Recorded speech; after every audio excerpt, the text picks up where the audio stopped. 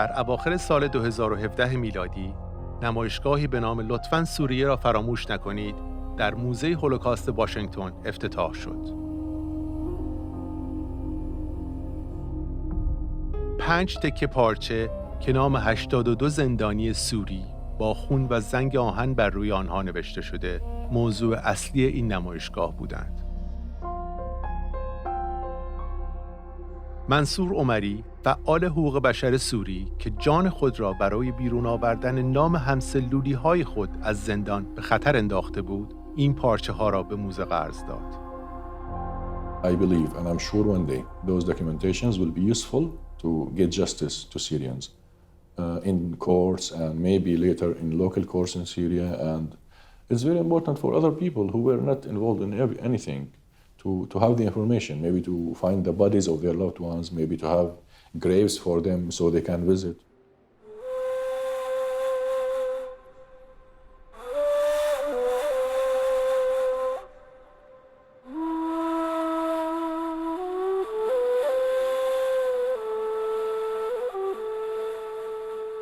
The minute Mansour came to us with these cloths with the names, we immediately at the Holocaust Museum understood the power of this. Because over and over again, you would hear survivors of the Holocaust say, "Remember me, don't forget me, tell my story." The Nazis wanted to obliterate the individuality of its victims. They wanted to make it a mass statistic that would easily be forgotten. But by bringing out those names, we restore to them a bit of the dignity and individuality that the Assad regime tried to take away from them.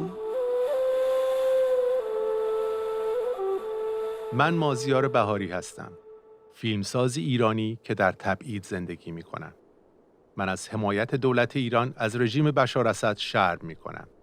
رژیمی که از شروع قیام مردم سوریه در سال 2011 تا کنون حداقل 500,000 شهروند سوریه را به قتل رسانده است.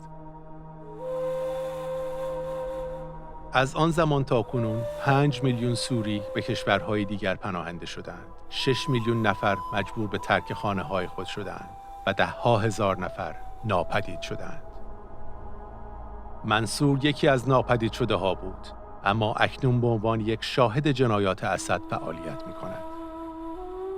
من برای اولین بار منصور را در جنوب ایتالیا دیدم. جایی ساکت که او در آنجا مشغول نوشتن کتابش بود. کتاب منصور با قیام مردم سوریه شروع می شود. خیزشی که همزمان با انقلاب‌های مردم تونس و مصر بود.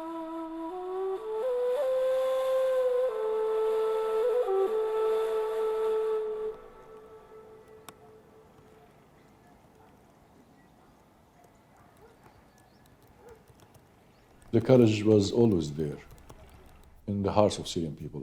But what they were missing is not the courage. They were missing the hope that if I sacrificed my life or did anything, I can change or not.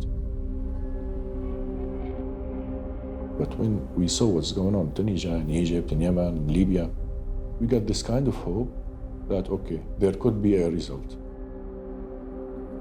So I was convinced that we should do something. I cannot look at history changing in Syria and I just stand by and just look at it.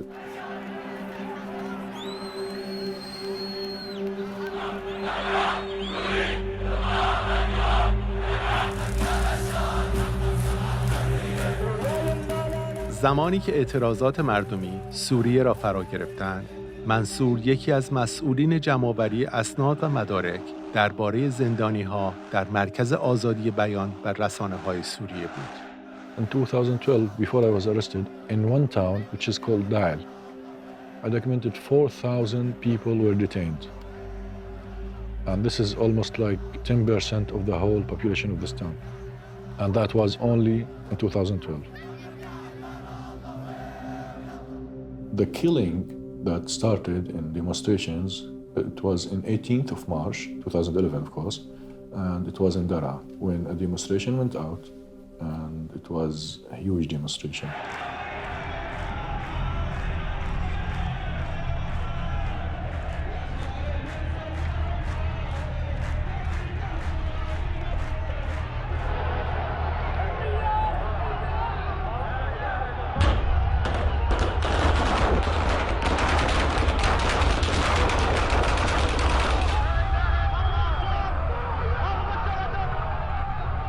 چندی پس از شروع اعتراضات، خشونت سوریه را فرا گرفت. اما هرچه رژیم اسد بیشتر به کشتار مردم دست می‌زد، تعداد بیشتری از مردم به خیابان‌ها می‌آمدند و رفتار رژیم هم خشن‌تر می‌شد.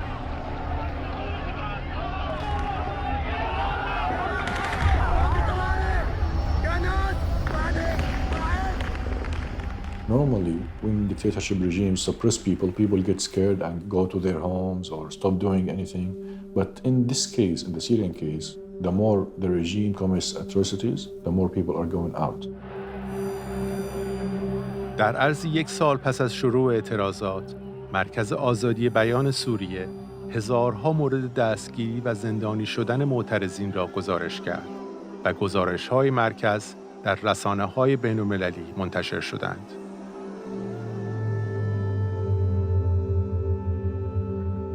در روز 16 فوریه 2012 چند مأمور اداره امنیت نیروی هوایی، یکی از قدرتمندترین و خشن‌ترین سازمان‌های اطلاعاتی سوریه، منصور و 13 نفر از همکارانش را دستگیر کردند.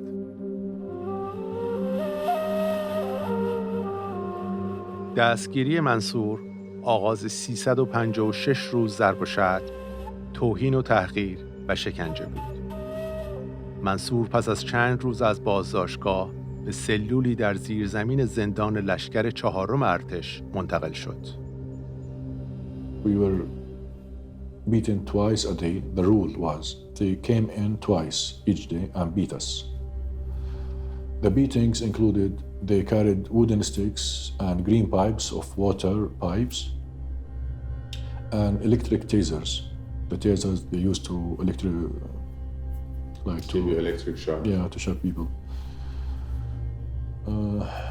And of course, their fists, their legs, like kicking us any way possible that they can hurt us, they do it.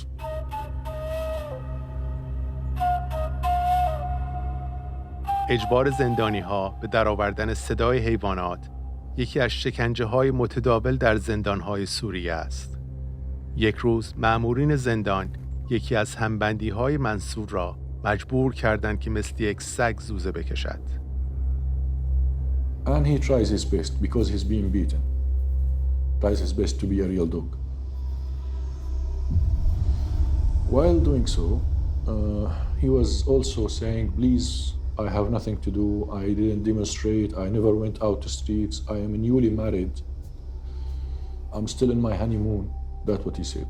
So when they heard this, they took it and they started using it. They said to him, you are newly married. We want you to imitate the sound of your wife while she is having orgasm. And this, of course, this in all societies, and especially in this society, is like untouchable thing. You cannot. This is a matter of honor for men, in everywhere, I'm sure. So at the end, he did it. He just uttered a few sounds, and he did it. And when he did it, they start laughing, and they said to him, you don't have honor, you are imitating your wife. And they start abusing him more and beating him more.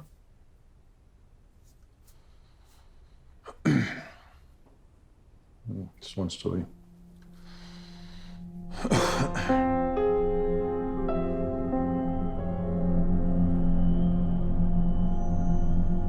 We have a new report from Amnesty International about Sadaya prison, human slaughterhouse, they call it. 5,000 to 13,000 detainees hanged in mass hangings there. This would, on its face, be contrary to every aspect of international law. Yeah. What do you know about what's going on in that prison? First of all, what the evidence? So this is first. Is it true Second, or not? No, it's not true. Definitely not true. How do you know? Do you know what goes on in that prison? Have you been there? No, I haven't been. I've been in the presidential palace, not in the prison. So here you have a very disturbing report about something going on in one of your prisons. Are you going to investigate? So Amnesty International knows more about Syria than me, according to you. No, that's not true. No. They haven't been to Syria. They only base their reports on allegation. They can bring anyone. It doesn't matter what's his title. You can forge anything these days. And we're living in a fake news era, as you know. بخشی از نمایشگاه سوریه در موزه هولوکاست عکس‌های عکاسی با نام مستعار هزار بود. هزار برای پلیس سوریه عکاسی می‌کرد و در سال 2013 با 55,000 عکس از کشورش فرار کرد.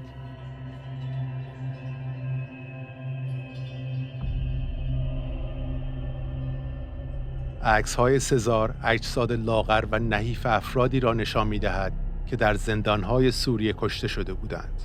در سال 2015 لابراتوار دیجیتال پلیس فدرال آمریکا FBI صحت این عکس‌ها را تایید کرد و گفت که این عکس‌ها دستکاری نشدند.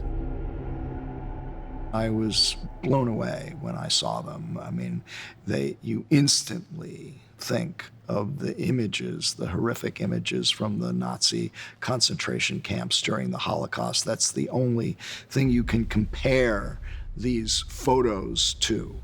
It was really important that more people see these photos, more people pay attention to them, and more people investigate how these photos came about and who was responsible for the horrific acts that you can see took place from those photos. Who verified the pictures? Who they verified that they're not edited and photoshopped and so on? You have said that the... Do you have a photo? I do have the photos. Can you show it to me? Yes, I'll be happy to. Here. Okay. This photo, Yeah. have you verified who are those? Cannot mention such a picture without verifying who are those and where and everything about it, just to put it in front of the audience, tell them, oh, they've been killed by the Syrian The soldiers. woman who filed the lawsuit, the Syrian woman who filed the lawsuit, says she saw her brother in those photographs. At the end, these are allegations. We have to talk about concrete evidence.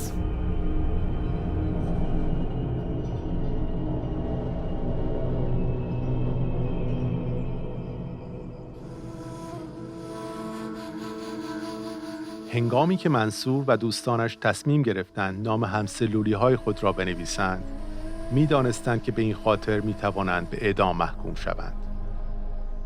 طبق قوانین سوریه، افشای نام زندانی‌ها می‌تواند جاسوسی و به خطر انداختن امنیت ملی محسوب شود.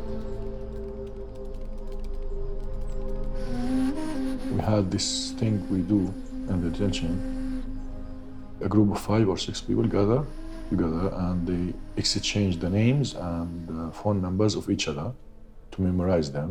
So in case one of them went out, they can talk to the family and contact him and tell him about the situation and where is their son or etc.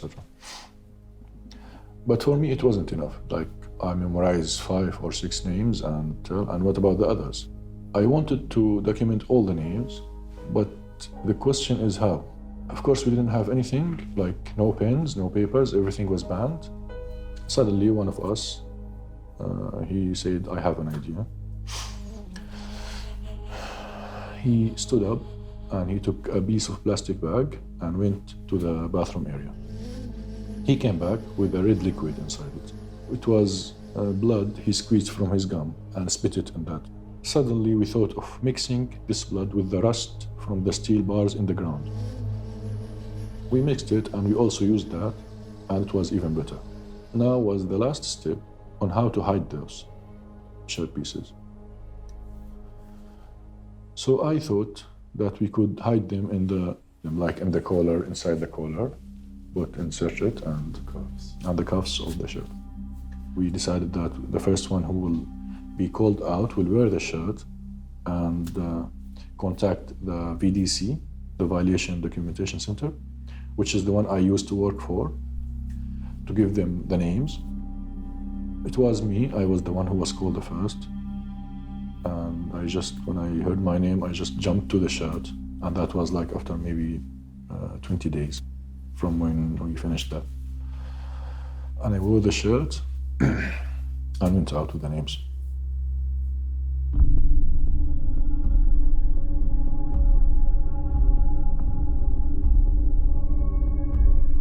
When I went out, I wasn't thinking of anything else, even my freedom. I was just obsessed with the thing that I have the names.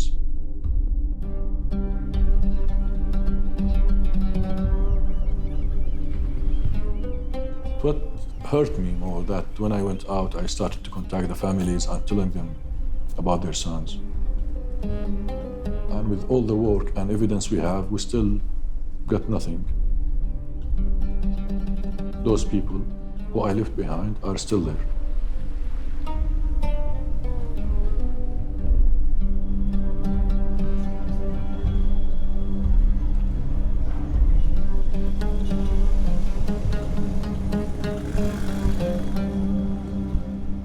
5 سال پس از آزادی از زندان، منصور تصمیم گرفت پارچه‌های حاوی اسامی زندانی‌ها را به موزه هولوکاست قرض دهد. I thought to myself, we could at least help. If we couldn't do anything else but tell Mansour's story, we could help him preserve these cloths. We could help him so that in a generation or 2 generations from now, when people are denying that these crimes happened, when they're denying that he was held in detention, when the Assad regime continues to deny that these crimes are even being committed, he would have something for himself and for future generations to be able to say, we were detained.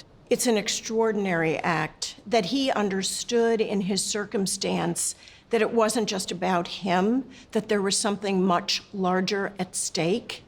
So I think we will only continue to increasingly appreciate the significance of what Mansour did in the years and decades ahead.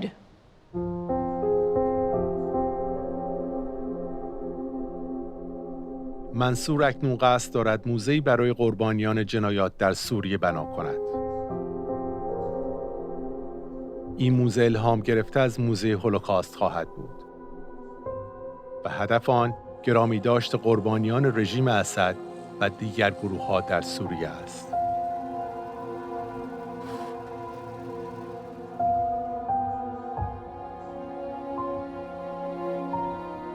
When I visited it, it was one of the thoughts that came to my mind directly. I saw how good they are reserving those documents, and they built like the whole stories of what happened.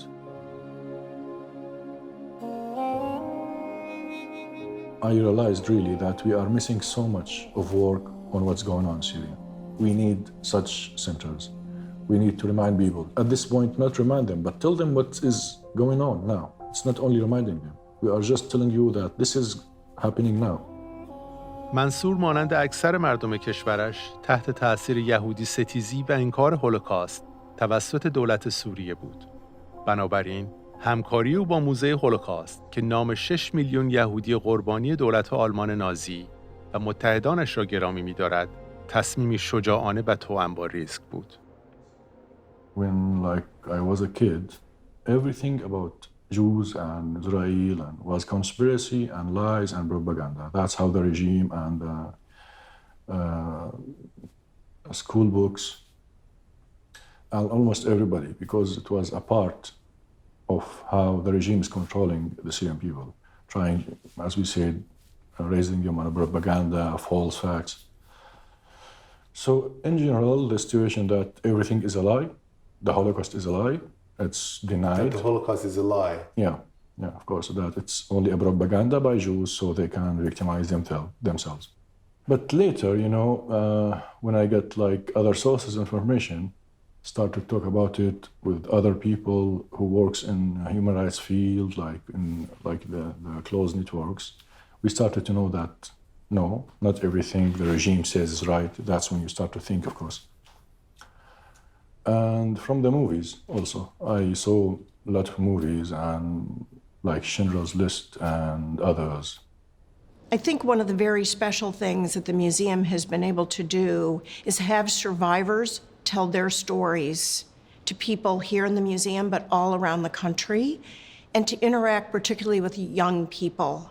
And I really believe that telling these personal stories and passing them on to young generations is very important, not only to remember the lessons of the past, but to build social solidarity and make sure that these lessons are relevant to new generations. Because at some point, the survivors won't be here to tell the stories. And then we will count on museums like this one, but also these young people to carry this message forward.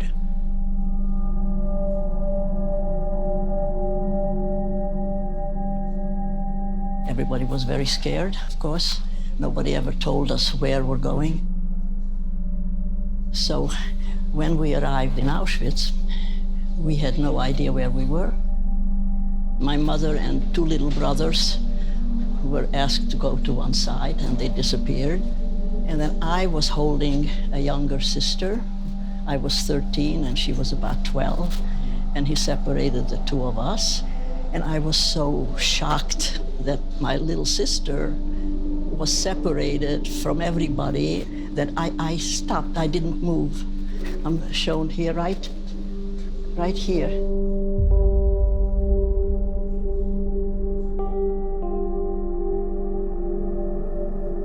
The other prisoners who came before us, the first thing we asked them, when is the reunion? When do we meet our families? You know, what's the system? And they pointed to the chimneys. The chimneys were smoking, and fire was coming out of chimneys, you know, not just smoke. They said, that's where your parents are. And we just said, crazy people, what did they do to you here to say such things? We did not believe it.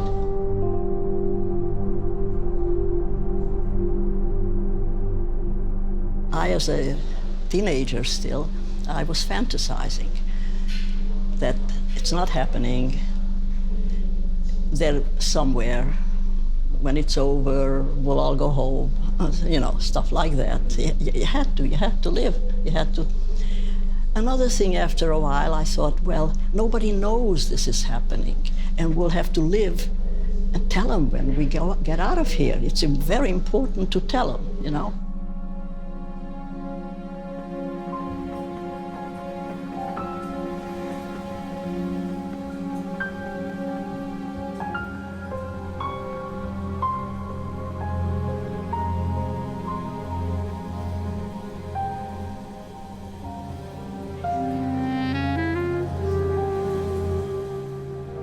برای آشنایی بیشتر با هولوکاست و اهمیت گرامی داشت قربانیان این فاجعه، منصور به برلین پایتخت آلمان سفر کرد. برلین در دوران هولوکاست مرکز آلمان نازی بود، اما اکنون یکی از مهمترین یادمان‌های هولوکاست در جهان در این شهر قرار دارد. As you want to build a museum, a memorial, I think in Germany you can say all of the memorials you now see start with individuals, small group of people, maybe 2 or 3, gathering support. So it really comes out of civil society, and it always goes against resistance, including resistance from the government historically, and only very late embraced by state authorities. None of this was there when I was growing up there. So it takes a long time to enter the consciousness and to work it through. So never be discouraged, because when you walk here through Berlin, and you have been to several memorials, it was a long fight to establish them. Do you think it's made Germany a better country?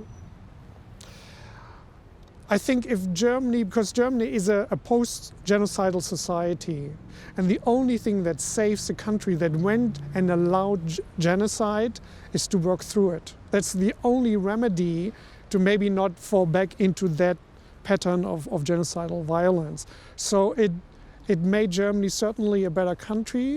I still feel there's lots of things that needs to be done, and it's an ongoing work from generation to generation. But I think to acknowledge this is the only safe way to escape that violence, that murder that happened in this country, because this country has been a killing field. And in order to build a life in it again, you need to address the killing field and the victims, and to remember the victims. در روز دوم اقامتمان در برلین به ساکسنهاوزن رفتیم، جایی که در دوران هولوکاست از بزرگترین اردوگاه‌های کار اجباری در آلمان بود و اکنون به موزه‌ای تبدیل شده که هر سال 10,000 نفر از آن دیدن می‌کنند. Sachsenhausen started to build up in summer 1936. At the same time, the Olympic Games were taking place in Berlin. The commander of all concentration camp commanders had his office here. So this really was the center of the terror system.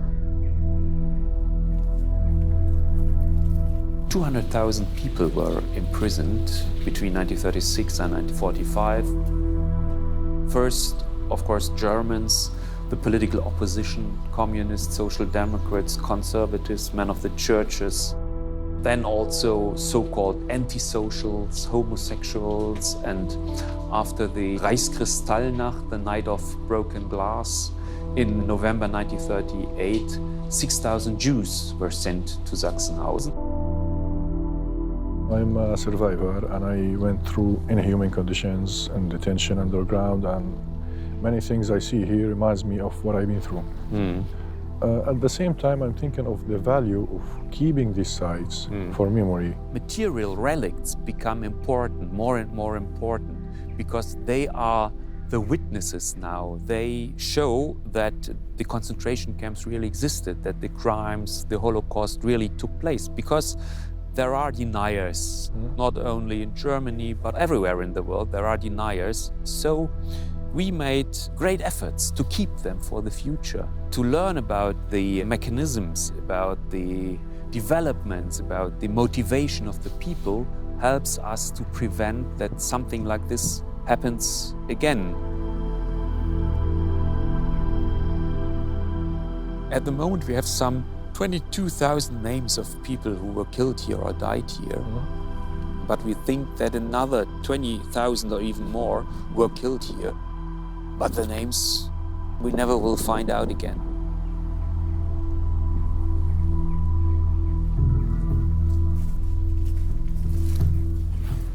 Actually, maybe I didn't tell you, but I was detained by the government, and we were double the size, more than 70 people.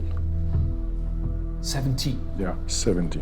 70. Double the size of such a... Double the size. Wow, unbelievable. Yeah, and I spent there 9 months. 9 months? Yeah. Unbelievable. That place, without going out even once. Under the ground? Under the ground. Without 3 leaving. floors. Now, in this situation underground, there are almost 60,000 people who are still in those conditions now, at this moment.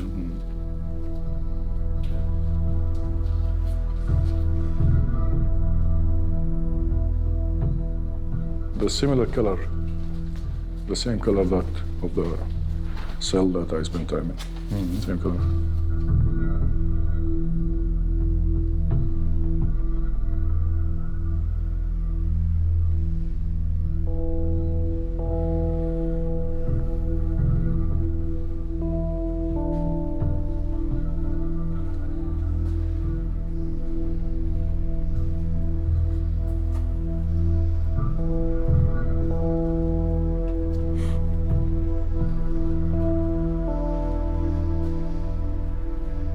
Here you see the fundings of the other wings of the building, and the main entrance has been here.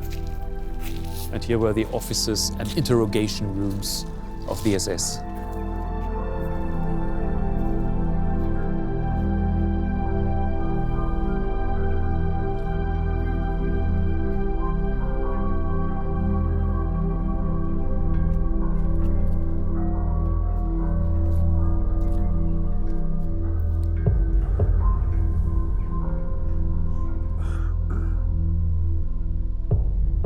I just got back to where I was for a bit, and I saw my friends still there. And it was my first time to see the cell from outside, and I saw the door, and it was almost the same color. I wanted to talk while I was there, but I really couldn't. I was just like suffocated.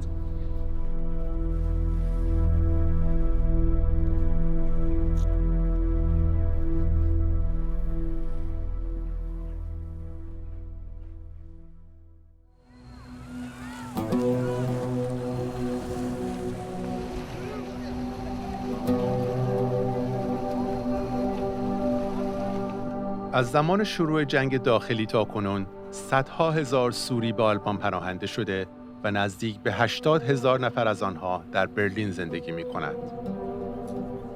در سال 2015 آنگلا مرکل صدر اعظم آلمان گفت آلمانی‌ها باید به این افتخار کنند که پناهنده‌ها می‌خواهند در این کشور زندگی کنند.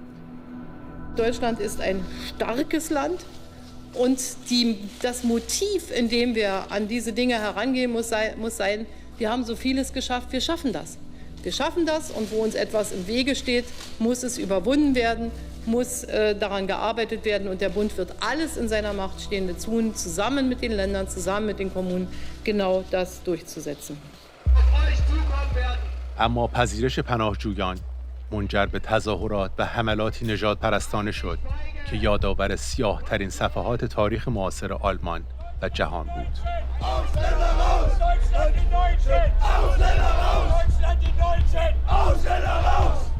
Und dass hier ganz viele Neonazis mitlaufen, ist Ihnen egal? Oder sind Sie auch einer? Bin ich rechts. Normaler Bürger. Keine Interviews.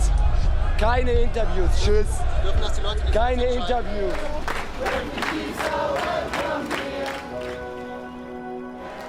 البته با وجود بعضی از تظاهرات و حمله ها، میلیون ها آلمانی پناهنده ها را با آغوش باز پذیرفتند. پس از جنگ جهانی دوم، هانریش بول، نویسنده به نام آلمانی و برنده جایزه نوبل گفت: ما آلمانی ها باید بیاموزیم که مقاومت مدنی تنها مختص به دوران دیکتاتوری نیست، بلکه این مقاومت مدنی در دوران صلح نیز باید ادامه داشته باشد. نمونه بارز این مقاومت مدنی آلمانی ها در برابر تبعیض و تعصب بنیاد هانریش بول در آلمان است. همراه با منصور به نشستی به نام به سوی مسئولیت پذیری برای جنایات در سوریه در این بنیاد رفتیم. Obtaining medical records like this was extremely difficult because medical staff, medics were scared. Why? Because the regime was targeting medics. This is just one example where young medics who were those who specifically looking after demonstrators who'd been shot were arrested, tortured, killed, and their bodies were burned. Their identity cards were left next to their bodies. سفر منصور به برلین فرصتی شد برای دیدار دوستان و همکاران قدیمی. یکی از سخنرانان نشست بنیاد هانریش بول، مازن درویش، رئیس سازمان آزادی بیان سوریه بود.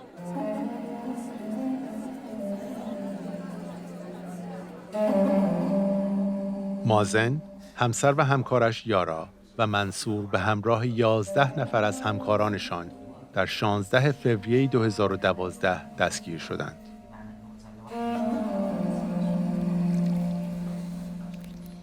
Yara, what did you think when they came to the office? Well, were you prepared for a day like that? Well, I would say you would think you're prepared, but still when it's happened, something different. You'd start to think about, did you get a good life? And what about if this was the end and stuff like this? As a pragmatic girl, I would say it was better than just someone shoot Mazen. What was shocking for me to arrest everyone. I was worried about how Mazen will deal with the idea because there's 5 women.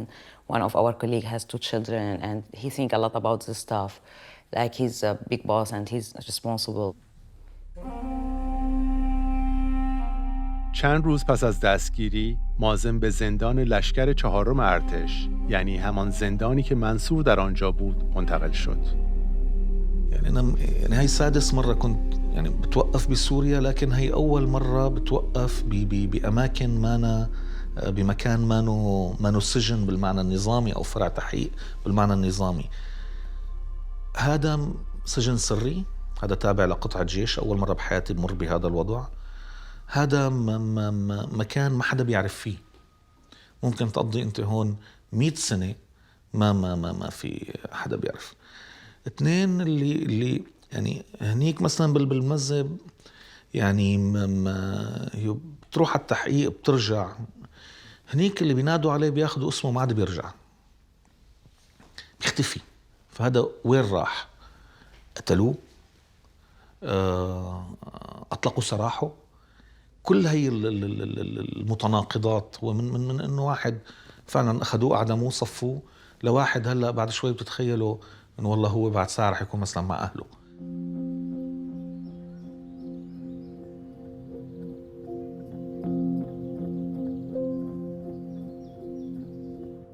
تلاش آلمانی‌ها برای درس گرفتن از هولوکاست به بزرگداشت قربانیان آن ختم نمی‌شود، بلکه آنها سعی کردند درباره مسببین این فاجعه و نقش آنها در جنایات هم تحقیق کنند. یکی دیگر از جاهایی که منصور از آنها دیدار کرد، موزه وانزه در حومه برلین بود، جایی که در آن در 20 ژانویه 1942 سران رژیم نازی تصمیم گرفتند راه حل نهایی مسئله یهود در آلمان را عملی کنند. What we have here are bureaucrats, administrators, people who come here not to do the actions, but to organize things, to implement them. And the topic of the meeting is the final solution of the Jewish question in Europe. And that meant for these men mass murder. In the January 1942, it is already clear we're talking about how to murder 11 million Jews that live in Europe. And they don't do it, but they help organizing it from their desks. They do it, putting people in touch with logistics, deportations, when is which train going, from which of the countries to which of these death camps. Well, they talk about methods of killing. How do we murder people? So they know how to run an administration. The whole process of mass murder, and they're planning to murder 11 million Jews of Europe, and they state that in the protocol here very clearly.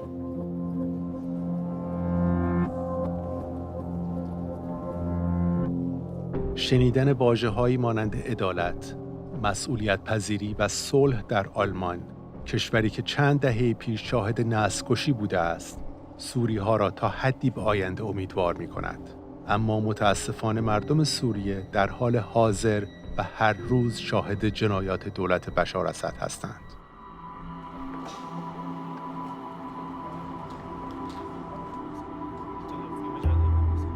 در بنیاد هاینریش بول، تعداد بسیاری از پناهنده‌های سوری می‌خواستند که بخشی از داستان زندگی خود را با منصور در میان بگذارند. بعد الصخرة ولا هل تعلم في فرع المزة قطعوا له واحد لا يجرب صاروخ الحجر قدامنا. أنا فتحوا لي رجلي بأول يوم بالفرد اللي فيها غرغرينا من هون مسك له قطع له رجله في الصاروخ. عم يعالجوا يعني. عم بعالجوا قطع له هي وانكوت وجابوا له عنا عادي. واللي عمل هيك ممرض ولا دكتور؟ لا هن المحققين نفسهم سجلوا. یازن عباد در زمان دستگیر شدنش در نوامبر 2011 دانشجوی دانشگاه دمشق بود. چندی پس از دستگیری یازن را به اتاق بازجویی بردند، لباسهایش را از تنش درآوردند و او را به طناب آویختند. المحقق يلا اشبحوا، قالوا للعنصر اشبحوا، فطلعت وقفت على شغلة تقريبا ارتفاعها هيك، ايدي كانوا اصلا مكلبشين لورا، ربطهم بحبلة يعني عريضة منيح، ربطهم، ولما عم يربطون يعني أنا كان كل شوي إنه عم إيدي عم تطلع وصار يشدها وأنا ما عاد فيني إيدي، بس كانوا إنه دائما هو شادد لي إيدي وحاطط هيك مشان يضلوا مشدودين إيدي ما ينتنوا.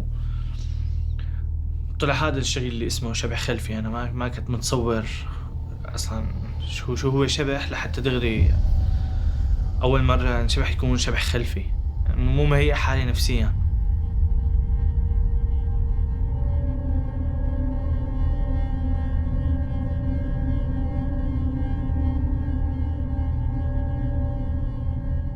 شغلة تانية لما كانوا عم يلعبوا فيني طابة، ما كنت عم اتخيل غير ميسي ورونالدينيو، مو اللي عم يلعبوا فيني طابة، كانوا ميسي ورونالدينيو عم يواسوني انه هدي هلا رح تخلص المباراة. يعني بعداك اليوم شفت سيدنا محمد وسيدنا عيسى ومريم وميسي ورونالدينيو وشفت ماما، يعني كان يوم حافل. يعني ما في إلا لحتى هو يرجع.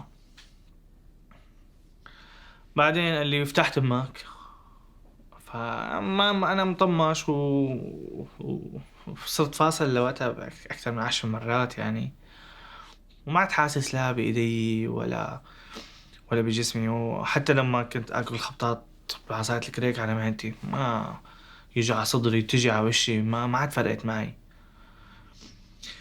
قال لي فتحت امك، فتحت، حط المسدس، قال لي تشهد. فانا مخي ما عم مستوعب انه هذا عن جد حاطط مسدس، عم يمزح. بعدين تشهد، ليش انت بتعرف الله؟ قلت له شال المسدس، قلت له اشهد اشهد. قال لي تشهد مثل عالم الناس. قلت له طبعا ضليتني عم بحاول انا اسحب فيها بالوقت انه بركي ما بيقوصني. بصراحه انا كنت بهذيك اللحظه كنت متاكد انه راح يقوصني، لانه كانت الحده تبعيته كتير فظيعه، كل شيء كان عم يصير من الصبح كتير فظيع. فانا كنت متاكد 100% انه انا راح اتقوص. فكنت عم بحاول انه بهذيك الفترات هيك اتذكر شو حياتي.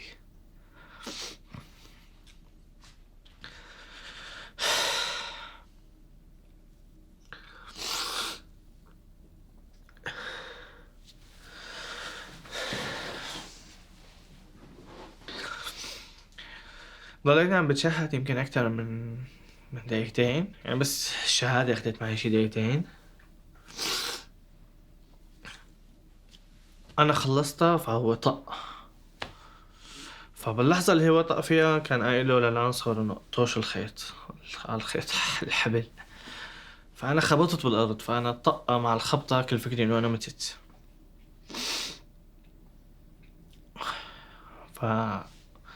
بس إنه ما شفت إسرائيل، بس إنه أنا ميت. فقمت وقفت. وين جستي؟ فجأة ما لقيت غير شي 4-5 طلعوا وبوكسات، شوطات، خبطات.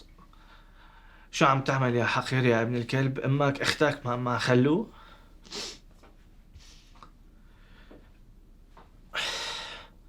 والخبط معي موقف، هن كانوا 5 مجموعة، كانوا مع بعض 5. أنا هون عرفت إنه عايش. قلت يا ريتني لو متت.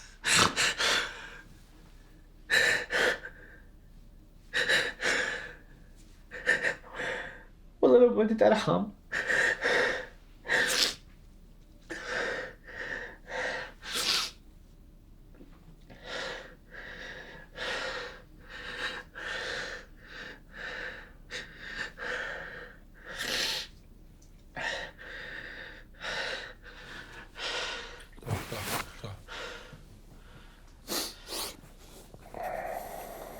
خلص حاجة افتحها.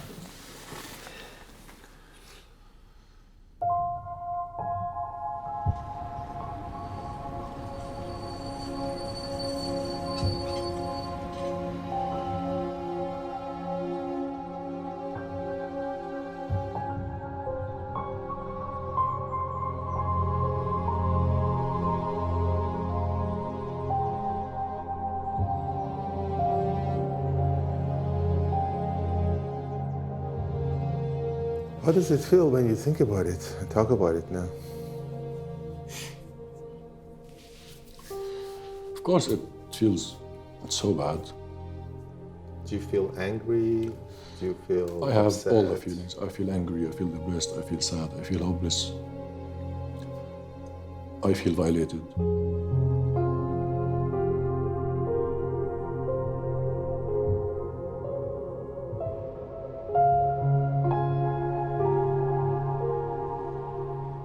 When you came to the Holocaust Museum, we felt that connection. We understood that your successful attempt to save names is the first step of remembering victims. But we've seen it in Rwanda, where people speak the names of the people they lost. We see it in Cambodia and many other circumstances where people were killed en masse and disappeared in their victimhood in a way. And the only thing that we can give them, those victims, is the dignity of being remembered. I think one of the steps towards the aspiration of justice is just to acknowledge what happened, to remember the victims as individuals, not as statistics, that is what the perpetrators would like, but to individuals like you and me, ordinary people. Another is to confront the truth of what happened and to do historical research and educate the public.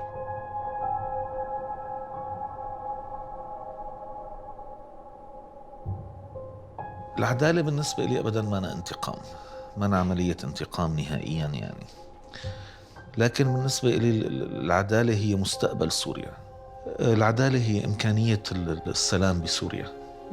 بدون ما يكون في عدالة، وبعرف ما عم بحكي عن عدالة بالمعنى الرومانسي، كل مجرم بده ينال عقابه بهذا الشكل اللي اليوم بسوريا أصبح مستحيل. لكن العدالة بحكي عن عدالة انتقالية متوازنة وذكية، بحيث تضمن إمكانية التعايش والتنوع والسلام بسوريا.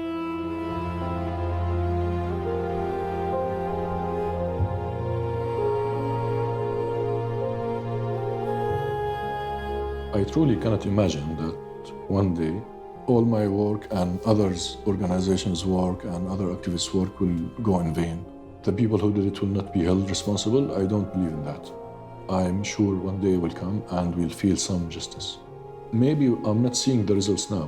Maybe I don't see, but I believe that one day it will happen, and I cannot believe in anything else.